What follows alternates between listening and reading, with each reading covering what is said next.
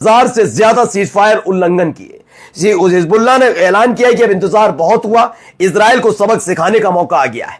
सबको पता है ईरान के साथ सीज फायर हुआ, उसके फौरन बाद क्या हुआ, पहले गजा पर हमला हुआ। देखा कि गजा पर हमला करने की वजह से बैकफायर कर रहा है और इजराइल में और असंतोष पैदा हो रहा है, जो इस बात को लेकर नाराज थे कि इजराइल के सामने ईरान के सामने इजराइल को घुटने टेकने पड़े। तो इन्होंने डाइवर्ट करने के लिए हिजबुल्लाह के ठिकानों पर हमला कर दिया। क्या क्या हिजबुल्लाह के ठिकाने लेबनान पर हमला कर दिया। अब हिजबुल्लाह ने ऐलान कर दिया अब होगा असली युद्ध। अभी तलक छोड़ा था, बख्शा था, चीजें थी ठीक है, अब नहीं छोड़ेंगे। फिर से हालात वैसे ही पैदा होंगे जो पहले 27 नवंबर 2024 से पहले पैदा थे। यानी आज रात इजराइल पर और खासकर जो उत्तरी इजराइल है उसके लिए बहुत भयावह होने जा रही। खबर अगली क्या है देखिए, इन सब के बीच एक खबर हाइफा से निकल कर आई है। पहले ये वीडियो देखिए, ये अलग अलग एक बहुत जोरदार धमाका हाइफा में हुआ है। माना जा रहा है ये कोई मिसाइल अटैक या कुछ है, क्योंकि इससे पहले तेल अवीव में, तेहरान में इस तरीके की चीजें सुनाई दे रही थी और तेहरान में तो बाकायदा एयर डिफेंस सिस्टम काम कर रहा था।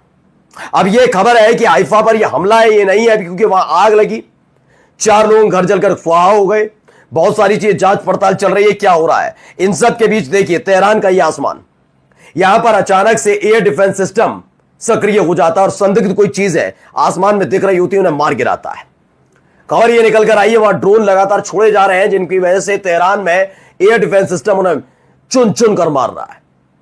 इजराइल चुपके से वार कर रहा है, करने की कोशिश कर रहा है, उसे नस्तनाबूद कर रहा है, उनके एक एक प्लान को। हाइफा दहल गया, दूसरी तरफ हिजबुल्लाह अटैक करने जा रहा है। क्या हो रहा है अगली खबर देखिए, ये बड़ा सा टैंक देख रहे होंगे आप, ये दरअसल फ्यूल टैंक है, ये मिला है। यानी फाइटर जेट नहीं कि एक और बड़ा नुकसान इजराइल को हुआ है।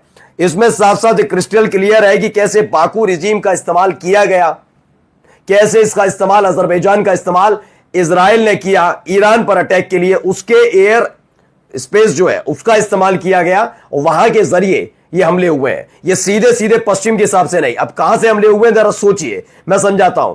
ये ईरान है, ईरान के पश्चिम में स्थित है इजराइल और अजरबैजान उसके टॉप पर यानी उत्तर में है। तो ये सीधे हमले नहीं किए गए, बल्कि घूमकर यहां से ऐसे हमले किए गए, क्योंकि कई देशों के साथ उसकी बन नहीं पा रही थी, इसीलिए उसने ऐसे हमले किए और अजरबैजान ने अपना एयर स्पेस इस्तेमाल करने दिया। और सोचिए बिल्कुल लगा हुआ है, ईरान के बिल्कुल टॉप पर है, उत्तर में, नॉर्थ में। अब माना जा रहा है कि 36 का आंकड़ा ईरान का अजरबैजान के साथ होने जा रहा है और वहां पर ये बड़े हमले हो सकते हैं। खैर आइए जरा मैं कुछ वीडियोस और आपको दिखाने जा रहा हूं। ये वीडियो देखिए पहले। यहां पर ये सारे के सारे इजरायली हैं जिन्होंने बेंजामिन नेतन्याहू के खिलाफ मोर्चा खोला। ये बवाल और हिंसा की तस्वीरें वहां से लगातार निकलकर सामने आई। ये तख्ता पलट और खास तौर पर बेंजामिन नेतन्याहू के खिलाफ नारेबाजी करने निकले।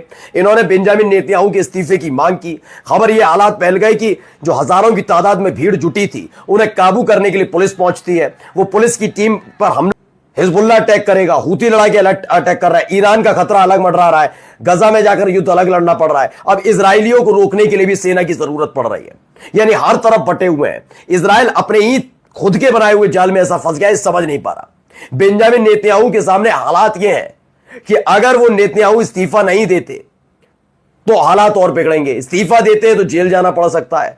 सिर्फ एक ऑप्शन बच रहा है, बिना किसी को बताए वो गुपचुप तरीके से देश छोड़कर चले जाए। लेकिन जाएंगे कहां? उनके खिलाफ तो अरेस्ट वारंट जारी है, इसलिए वो इजराइल से बाहर निकलने से पहले 10 बार सोचते हैं। कहीं ऐसा ना हो कि किसी ऐसे देश में रुकना पड़ गया जो देश हम उनका सहयोगी ना हुआ और अंतर्राष्ट्रीय स्तर पर निकले वारंट का तामील कर लिया तो वहीं जिंदगी भर जेल में काटनी पड़ेगी। अब आइए वीडियो देखिए जरा। Death to the ITF. ITF क्या है?